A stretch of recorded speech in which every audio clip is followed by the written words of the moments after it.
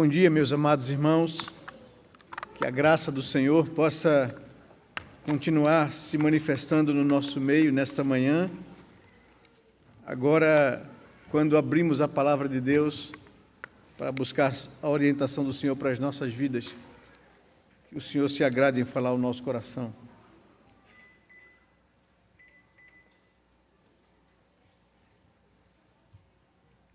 Enquanto as crianças caminham para o departamento infantil, eu queria convidá-los a que vocês abrissem a palavra de Deus na carta de Paulo aos Efésios, no capítulo 4.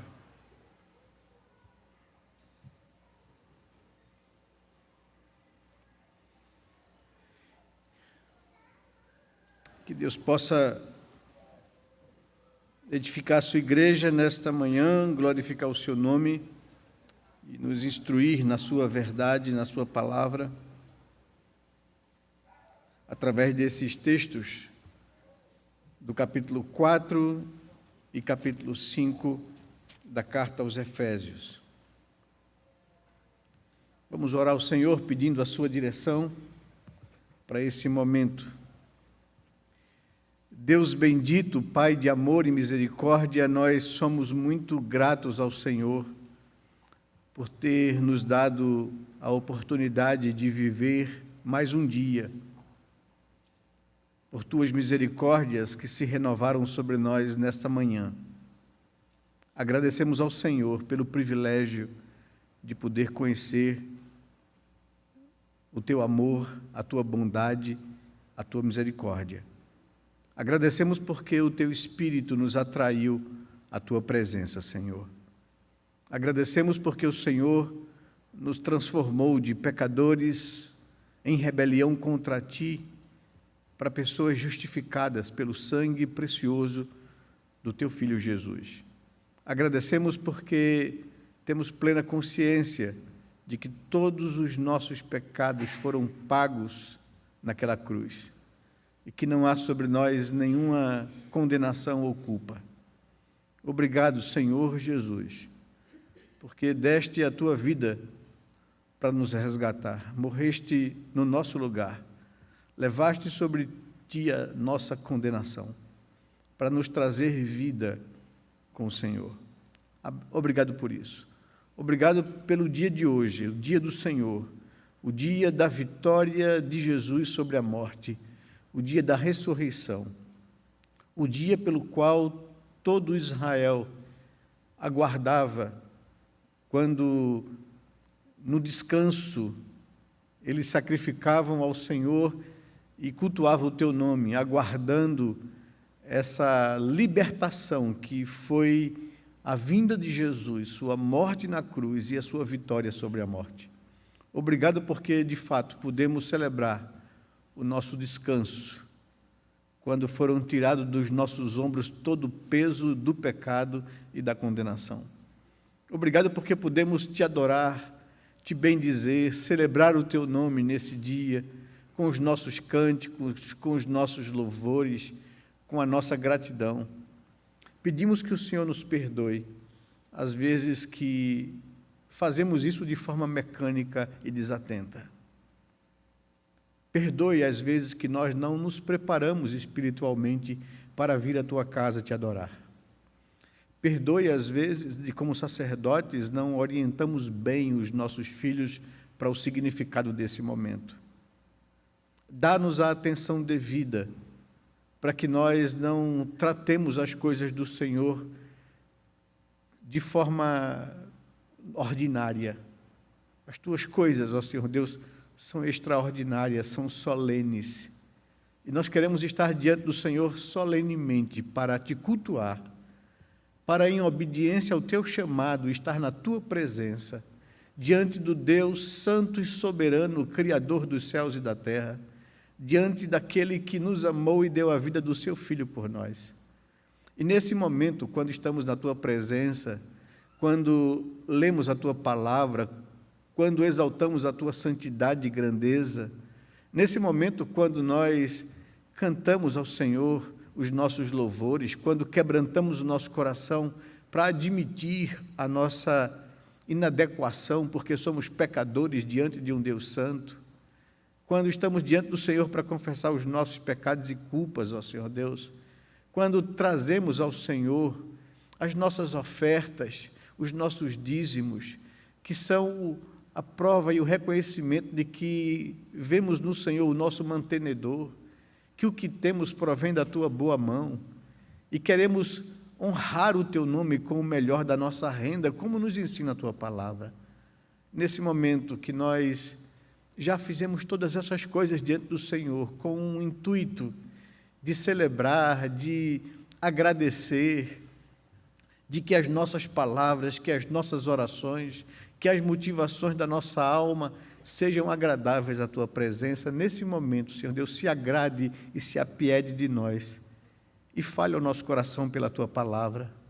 Esse é o momento do Senhor ao Teu povo.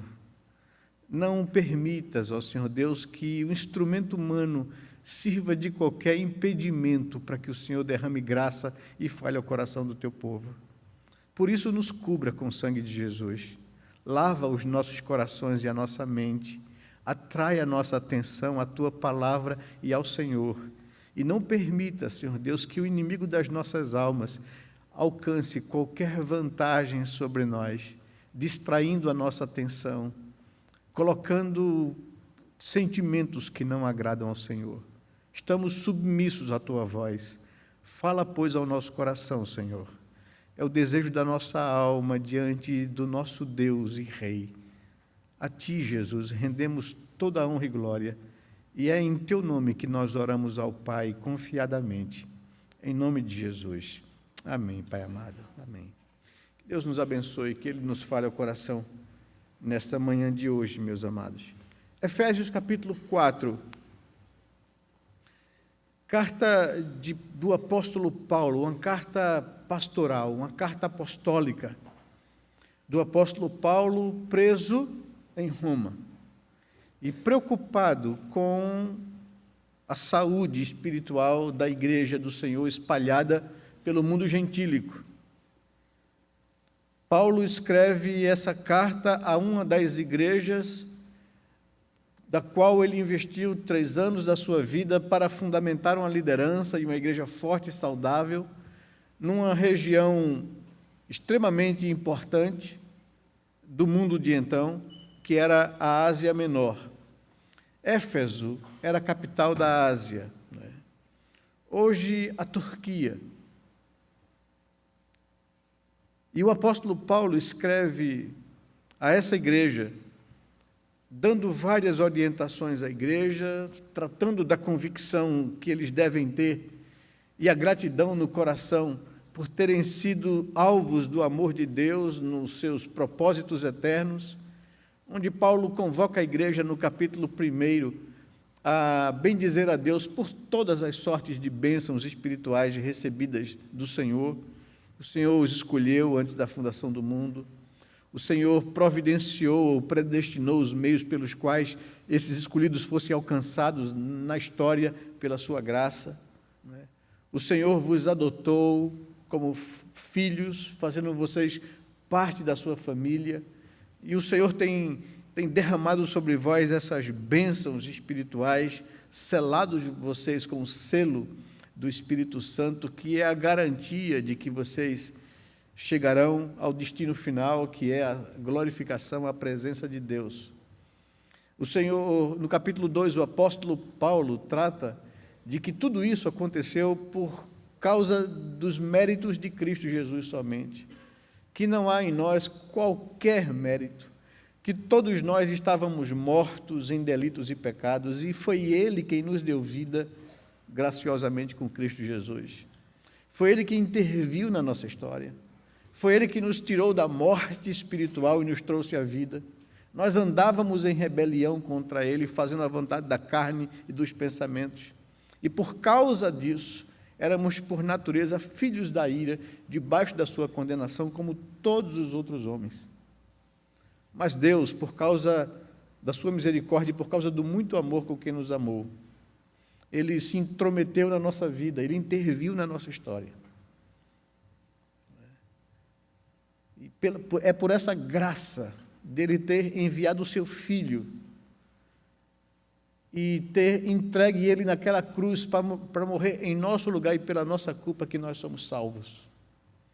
E alcançamos essa salvação, essa graça que nos foi disposta na cruz por fé. E essa fé que brota no nosso coração não nasce de nós mesmos. É um dom do Espírito Santo de Deus, para que ninguém se glorie, para que ninguém ache, né, que é melhor do que ninguém, para que ninguém pense em algum momento da sua vida que o que lhe justifica é um ato do seu coração de ter crido em Deus. É graça do começo ao fim. E o apóstolo Paulo vai então discorrendo, dizendo agora ao seu público, aos seus leitores gentílicos, que não eram judeus, que Deus quebrou a barreira de separação que havia entre judeus e gentios e fez dos dois povos a sua família, o seu corpo, a sua igreja. E que eles, por serem gentios e não conhecerem a Deus, nem a sua revelação, nem a sua palavra no passado, não os torna menor do que os judeus. E aí ele fala disso, fala dessa vocação maravilhosa dos gentios para a salvação em Cristo Jesus. Paulo ora no primeiro capítulo pela igreja, ora no terceiro capítulo pela igreja novamente, né, para que Deus os fortaleça, para que habite Cristo ricamente no coração deles, para que eles compreendam, né, o tamanho dessa coisa, a dimensão dessa graça, a profundidade dela nos nossos corações, e que sejamos tomados de toda a plenitude de Deus para viver uma vida saudável enquanto igreja e família do Senhor nesse mundo. Chega então no capítulo 4 e no capítulo 5, onde o apóstolo Paulo, depois de colocar a razão pela qual Deus fez essa obra e trouxe para si um povo e fez desse povo a sua igreja, Paulo lida com dois assuntos que para ele é imprescindível para que a igreja de fato seja sadia e cumpra a missão pela qual ela foi resgatada. Ele fala de unidade e de santidade. Nós temos reservado esse mês de agosto, que é um mês de missões, né? A gente celebra isso, é um mês de gratidão a Deus pela celebração de mais um ano de existência dessa igreja, tanto da sua fundação, há 145 anos atrás, quanto da sua organização, há 140 anos atrás, né? Exatamente no mês de agosto, né? Dia 10 ela foi fundada, de 1873, dia 11 de agosto ela foi organizada enquanto igreja em 1878. E nós queremos continuar sendo uma igreja produtiva, uma igreja atuante, uma igreja relevante, uma igreja que de fato exista com um propósito único de glorificar a Deus e fazer conhecido a sua graça, né? De proclamar as virtudes daquele que nos tirou das trevas para a sua maravilhosa luz. Viver enquanto igreja para esse fim. Mas para isso, nós precisamos, como o apóstolo Paulo conclama, atentar para nos esforçar diligentemente por preservar a unidade da igreja, a unidade da fé. E para buscar uma vida de santidade. Porque sem essas duas coisas, não tem como estarmos prontos e preparados para sermos um instrumento nas mãos de Deus e glorificar o seu nome como Ele pretende e quer. Esse mês de missões, nós trouxemos aqui para pregar na celebração do aniversário da igreja o pastor Denis Lima, um pastor querido, um homem experiente, um homem de Deus, pastor da Bible Presbyterian Church, nos Estados Unidos, está aqui conosco no Brasil, passando um tempo aqui com a família, e a gente o trouxe para nos trazer uma palavra, trouxe uma palavra nesse tom, chamando a igreja a prestar atenção ao crente, a santificação, porque é assim que nós vamos glorificar a Deus enquanto igreja local.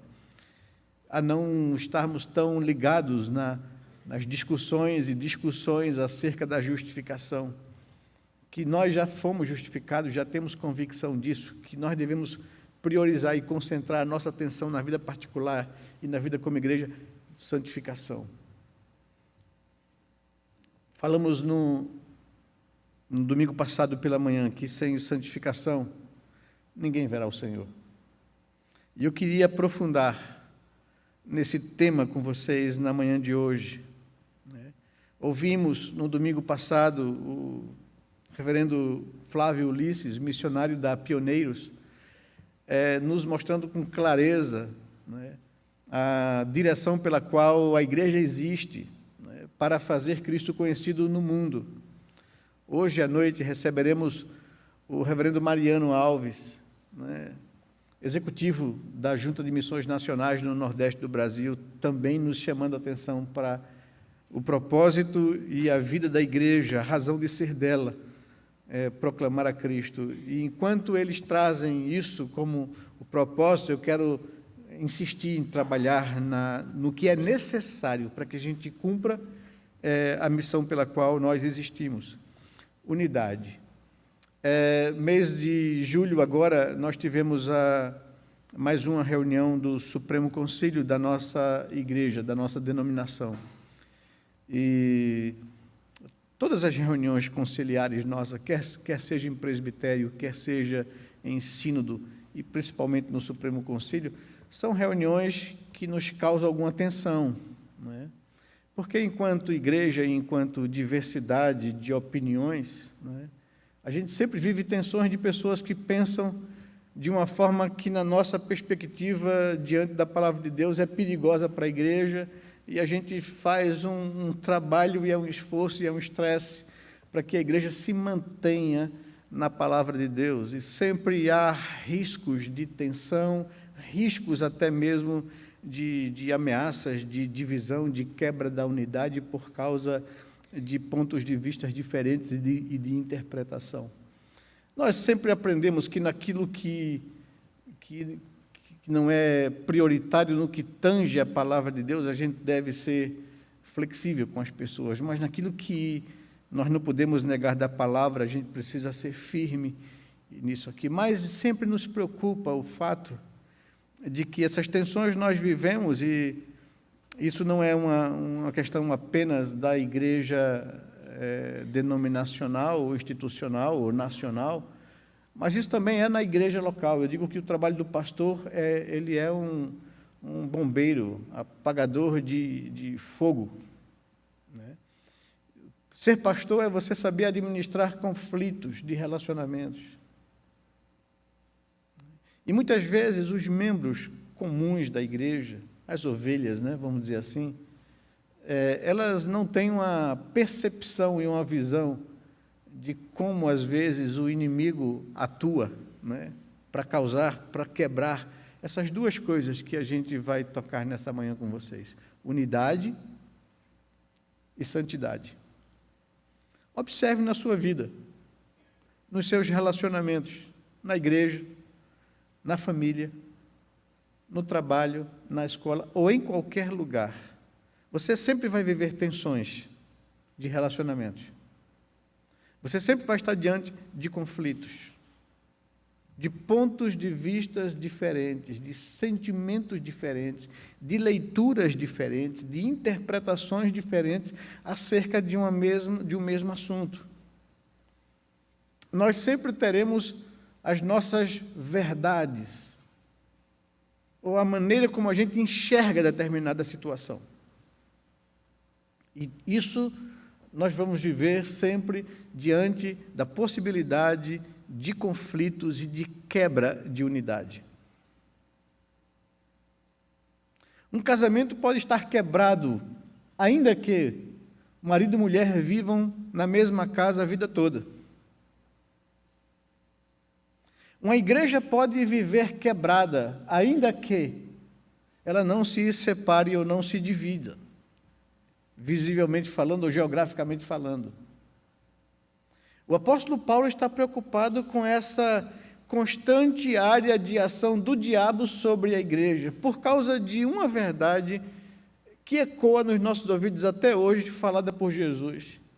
Quando ele estava, na sua misericórdia, agindo sobre pessoas que eram possessas por espíritos malignos. E ele, na sua misericórdia, estava libertando as pessoas dessas possessões. Os seus opositores e os seus inimigos religiosos, fariseus,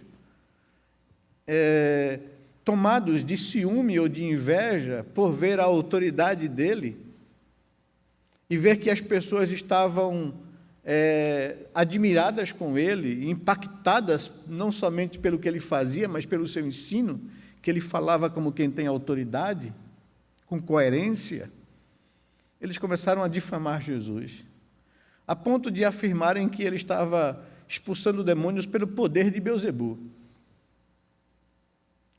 Jesus arrasou com eles, dizendo que vejam a que ponto vocês chegam de incoerência, porque esse Satanás está agindo contra Satanás.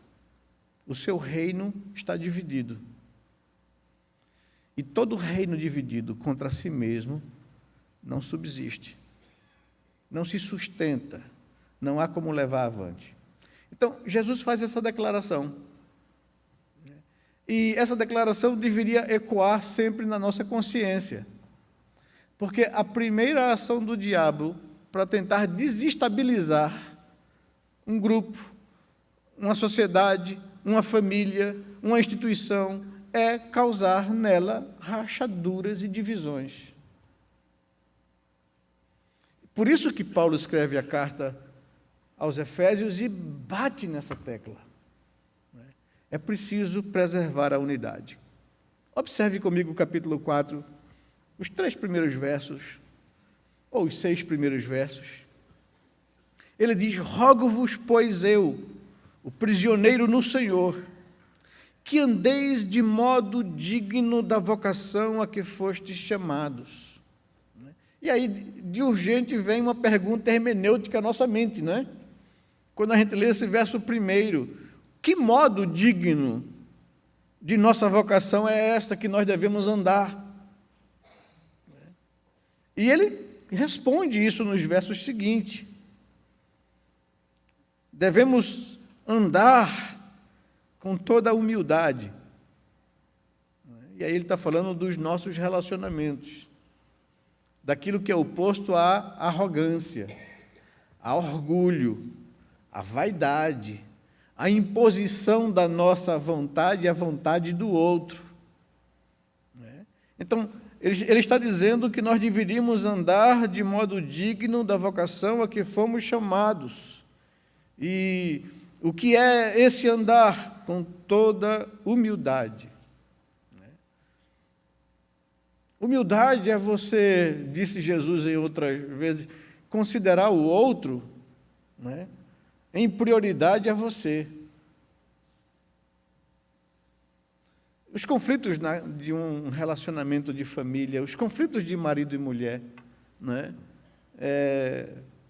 são facilmente detectados ou identificados exatamente nesse primeiro ponto.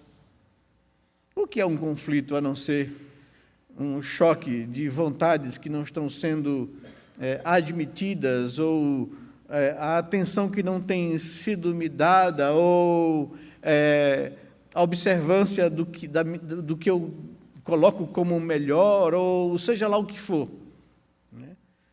É o conflito da vontade de um contra a vontade de outro, e a gente não se entende porque a gente quer impor ao outro aquilo que a gente acha que é melhor, a nossa leitura, o nosso conceito, né?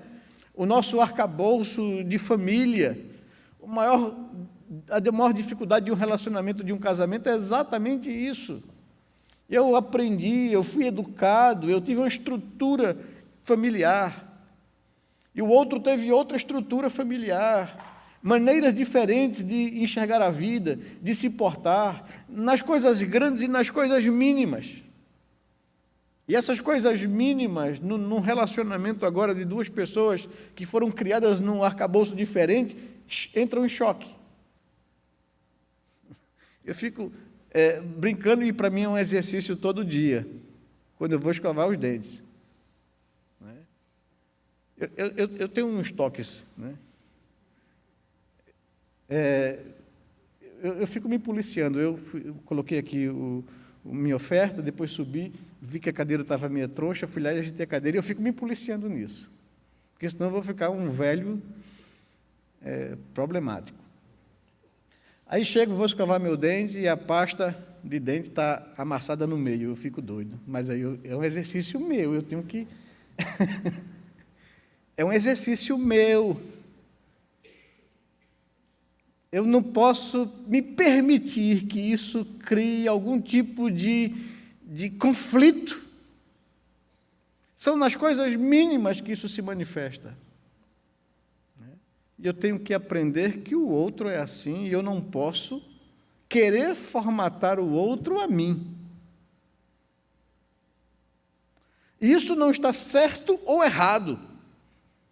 A minha maneira de fazer as coisas, né, essa maneira toda meticulosa, é minha. As pessoas não têm que ser dessa forma. E eu tenho que aprender a me relacionar com as diferenças. Porque senão é impossível conviver. Nessas coisas mínimas, quer seja na casa, quer seja no relacionamento de irmãos, quer seja no relacionamento de marido e mulher, quer seja no relacionamento de trabalho, no ambiente de trabalho, quer seja no ambiente de igreja, eu tenho que aprender a não impor ou sobrepor a minha vontade à vontade dos outros. A minha maneira, a maneira dos outros.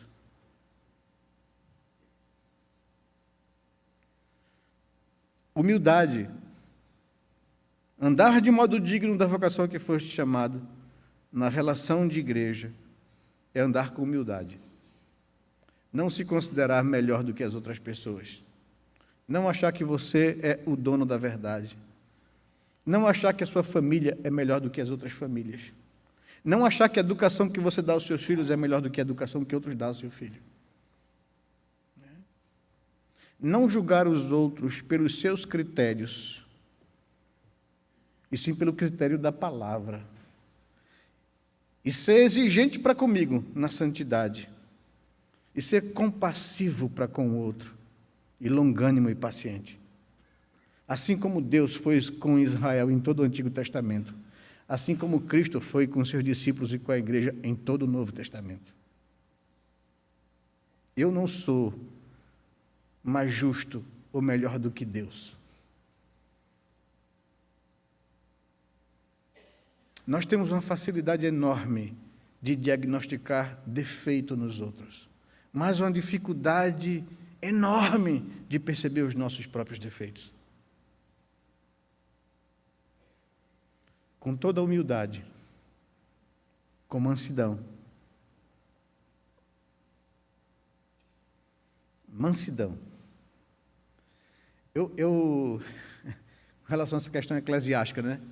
Eu não participo de nenhum grupo de rede social, de WhatsApp, de pastores. Suporto participar da minha turma de formação de 31 anos atrás. Às vezes digo suporto usando uma expressão do texto, porque às vezes também não aguento determinados tipos de conceitos de 30 anos atrás que a gente ainda não amadureceu e não aprendeu. E ainda sustenta determinadas coisas, doutrinariamente falando, que os 30 anos já devia ter me ensinado que aquilo ali era uma meninice de seminarista. Mas por que faço isso? Porque eu estava pensando esses dias, Calvino, Lutero, Richard Baxter e tantos outros grandes homens da história do cristianismo, da reforma do século XVI, XVII, XVIII, foram homens que a gente fica se admirando dessas pessoas, porque se fosse fazer uma coletânea das suas cartas, sem considerar os seus comentários bíblicos, os seus livros de teologia sistemática, o exegético, etc., as suas cartas, né, que são uma fonte de riqueza incalculável. Né? Quando a gente toma conhecimento disso, quando a gente vê, eles eram homens que, quando discordavam teologicamente ou em algum ponto de algum outro, eles escreviam pessoalmente. Eu penso hoje, se tivesse rede social, né, eles não participariam, porque foram muito inteligentes. Eles usariam os e-mails. Eles usariam o contato pessoal, em vez de estar escrevendo cartas e cartas manuscritas. Era caro que só aquilo ali na época, para conseguir os papéis. Não era nada barato. Esses homens escreveram, mas trataram particularmente com as pessoas, discordando dos seus pontos de vista, que achavam que era ameaçador para a vida da igreja, mas trataram particularmente. E quando a gente tem acesso, eu fico admirada com a humildade das colocações, com a mansidão das colocações e com respeito no trato, mesmo que eles discordassem do outro. Pela elegância com que escreviam. Não estavam ali tentando se sobrepor à sua defesa ao outro, estavam tentando, né, mostrar para os outros o perigo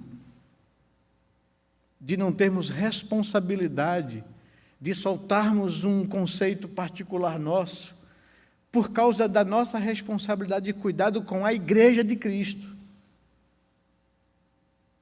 E hoje em dia, nesses grupos, nas redes, de forma tão irresponsável, nós não temos nenhuma preocupação com a unidade, levantando uma bandeira da verdade.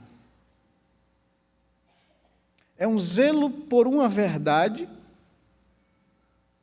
que violenta a própria verdade no que tange ao cuidado com a noiva de Cristo. E eu digo, o apóstolo fala de andar de maneira digna da vocação a que fomos chamados, é preservar ou atuar com os outros com mansidão.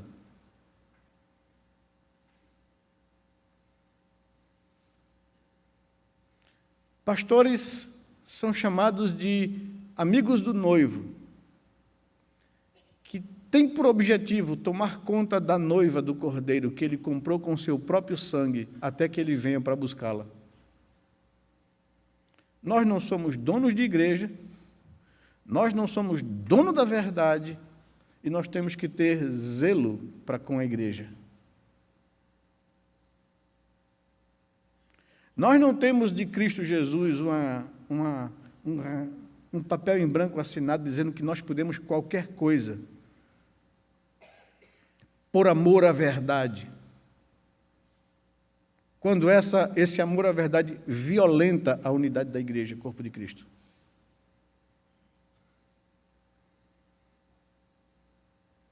Ande de modo digno da vocação a que você foi chamado, com humildade, com mansidão. Isso se aplica na igreja local.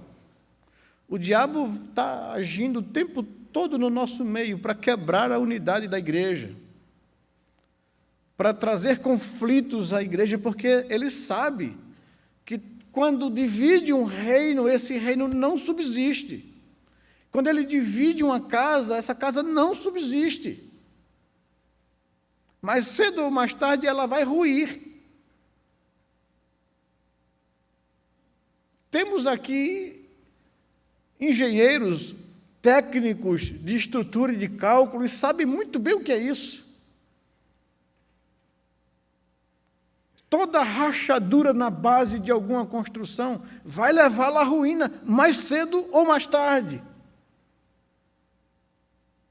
E então todos nós somos responsáveis por manter a unidade no vínculo da fé.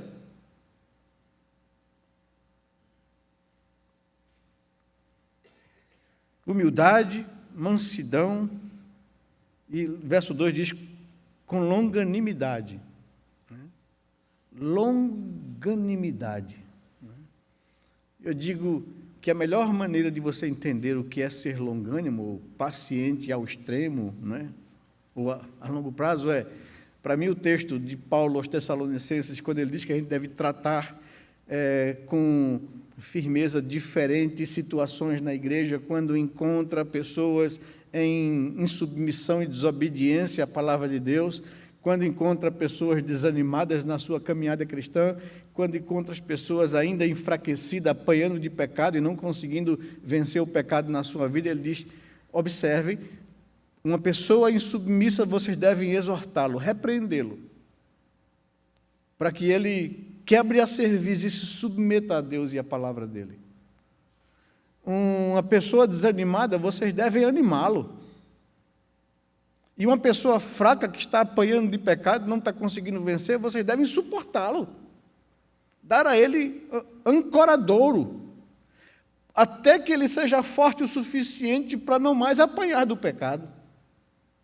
E aí ele diz, e sejam longânimos para com todos. Ou seja, sejam pacientes para aqueles que ainda estão insubmissos. Mas não deixe de repreendê-los.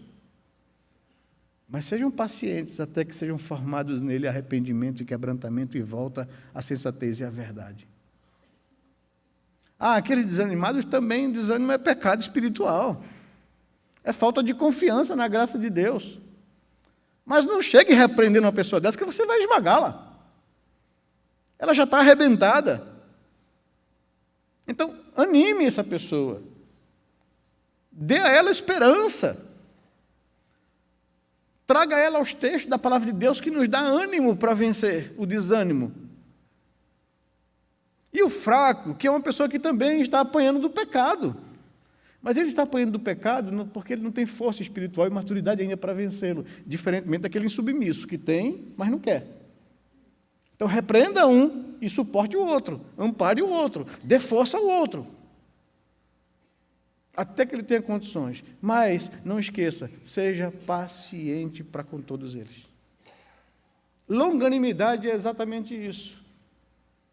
Porque, às vezes, a gente tem uma atitude, na nossa compreensão de nossa maturidade, de não estar apanhando determinado pecado, a gente é impaciente com as pessoas. A gente quer guilhotina, a gente quer que desça o machado na cabeça para cortar logo a cabeça da pessoa porque ela está andando em desobediência. Se todas as vezes que nós formos desobedientes a Deus, Ele passar a guilhotina na gente, a gente não vai ter mais cabeça para... Há um mandamento no Novo Testamento, dito repetidas vezes nos evangelhos e nas cartas apostólicas. Pastoreai uns aos outros. Cuidai uns dos outros. Se teu irmão estiver em pecado, vai procurá-lo. Arguí-lo. Chame ele à consciência. Ofereça a ele perdão e restauração. Se ele se arrepender, você ganhou seu irmão. Se ele não se arrepender e continuar na mesma prática do pecado, não desista dele, diz o texto. Chame 1 ou 2 pessoas e vá a ele novamente.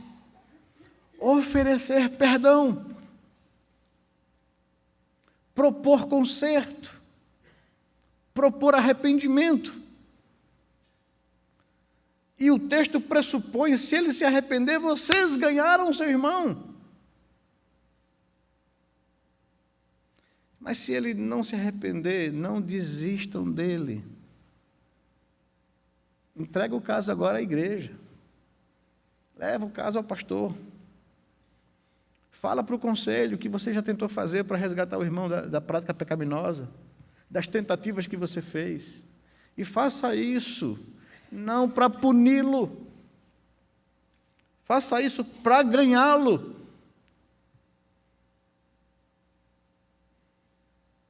E o conselho, então, vai fazer os mesmos passos, vai atrás da pessoa, vai chamar a pessoa, com o intuito de oferecer perdão à pessoa arrependida. Se tudo isso não funcionar, ainda por amor dele, não desista dele. Trate de forma mais firme e dura possível. Exclua da comunhão. Para que ele, uma vez excluído, possa refletir e pesar no coração, se sentir envergonhado e voltar a arrependimento. E quando voltar, aí Paulo diz, não rejeitem a pessoa, mas acolham, para que o diabo não alcance vantagem sobre nós.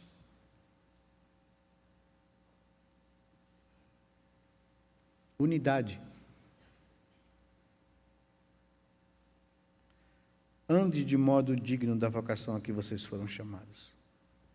Com humildade, com mansidão, com longanimidade, suportando-vos uns aos outros em amor. E antes que você, na semântica nossa, né, dessa palavra, entenda mal o que é suportar, e até ainda tentando mostrar que a palavra até hoje tem um certo sentido no que ela tinha como intenção na original, suportar é servir de suporte, servir de amparo, muleta. A pessoa não se sustenta sozinha, então suporte essa pessoa. Aguente até que ela possa. Os pais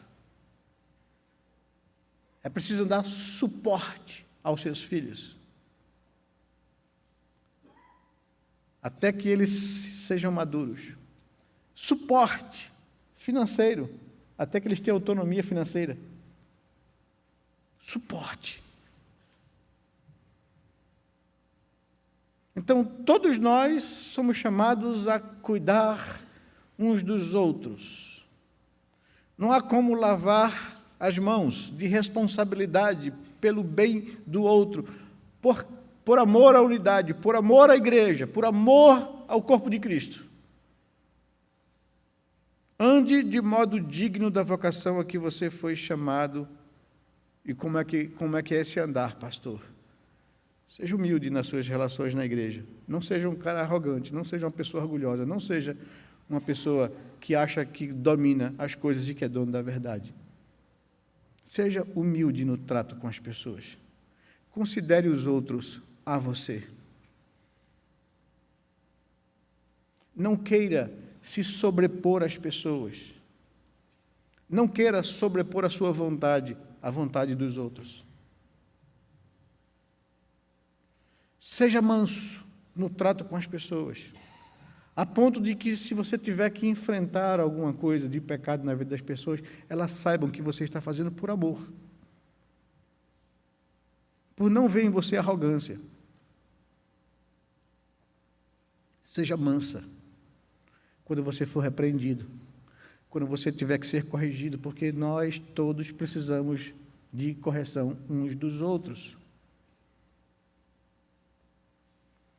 Seja paciente, até que seja formado no outro o caráter de Cristo.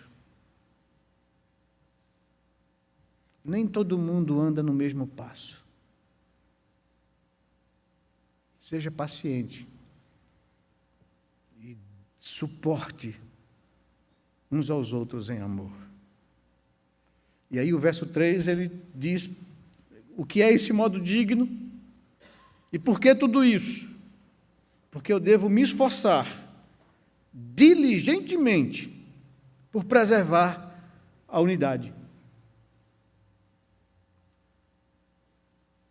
Preservar a unidade do Espírito. E aqui ele aponta quem é o responsável, quem é que começou a boa obra na igreja, quem é aquele que vai levar até o final. O Espírito Santo de Deus. Não quebre. Não seja um instrumento usado pelo inimigo para quebrar alguma coisa, que é o Espírito Santo quem preserva. Porque você vai estar lutando contra Deus a favor do inimigo da igreja.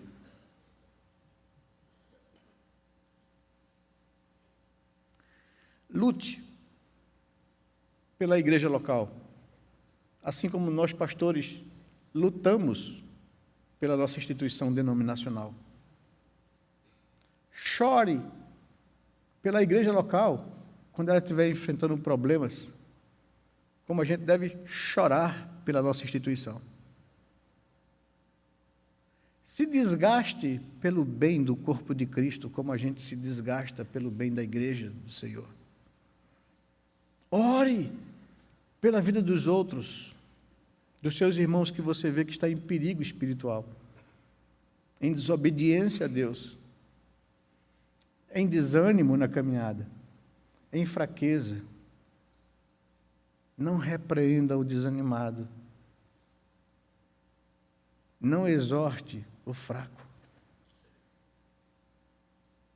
Não alise a cabeça do insubmisso. Porque qualquer dessas ações você está prejudicando a unidade da igreja e o bem da igreja. Esforce-se diligentemente por preservar a unidade do Espírito no vínculo da paz. Porque há um só corpo e um só Espírito, diz o verso 4. Como também fostes chamados numa só esperança da vossa vocação.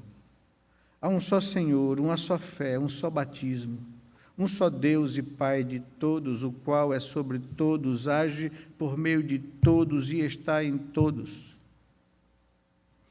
Você não é exclusivo, você não é especial, você é parte de um corpo, do qual todos têm Deus no coração, em tese, em potencial.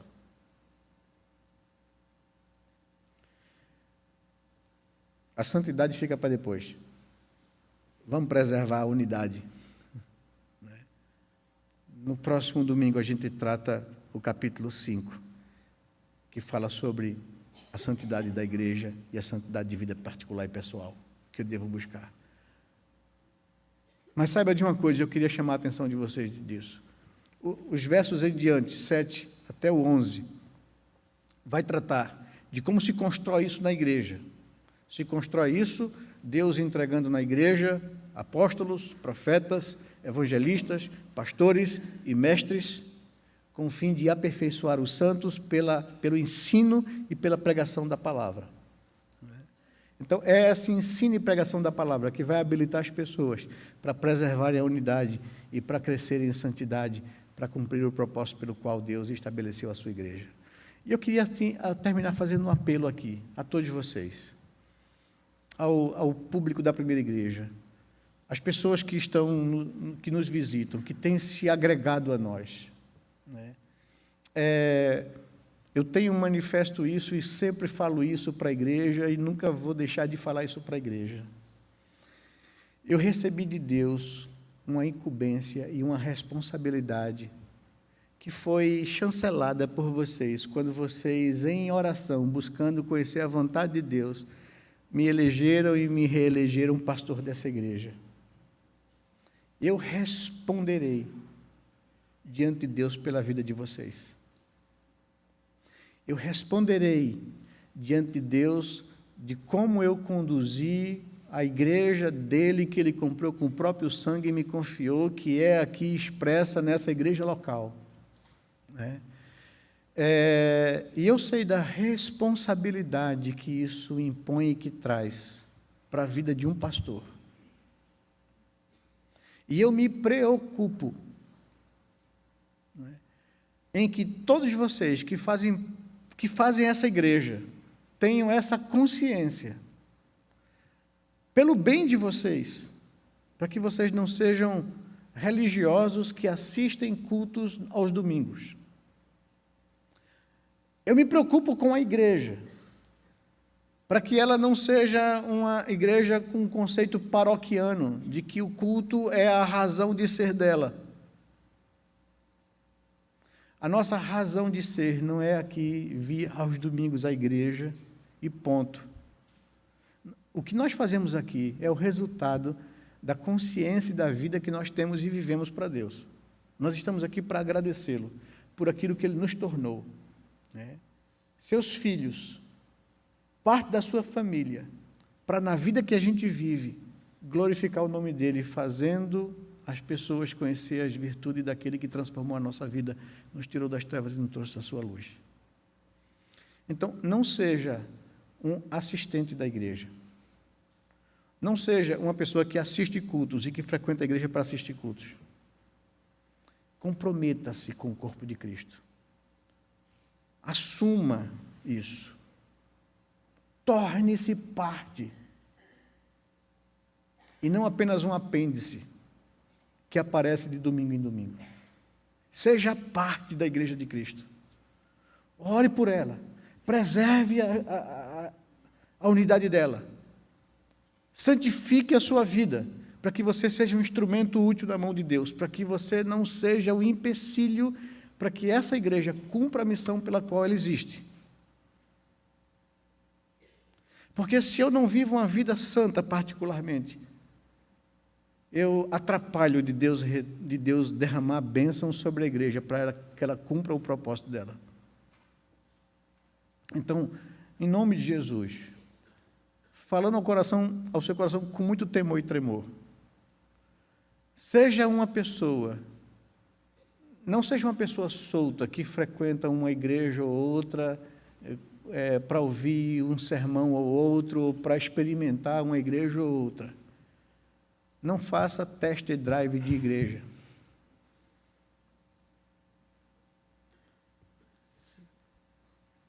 Frequente uma igreja que pregue a palavra. Frequente uma igreja que edifique a sua vida. Mas seja parte dessa igreja. Para que você possa ser um instrumento útil na mão do Senhor, para que a igreja do Senhor cumpra a sua missão e propósito. Que Deus possa nos abençoar, derramar sobre o nosso coração graça e favor.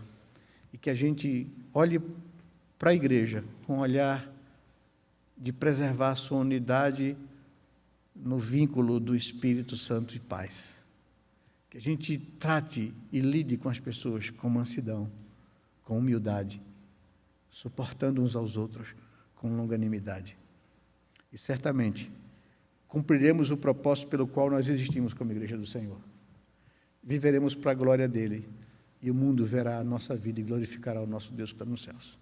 Que Deus nos abençoe. Derrame sobre o nosso coração sua graça, seu favor. Vamos ficar de pé, irmãos, vamos orar ao Senhor.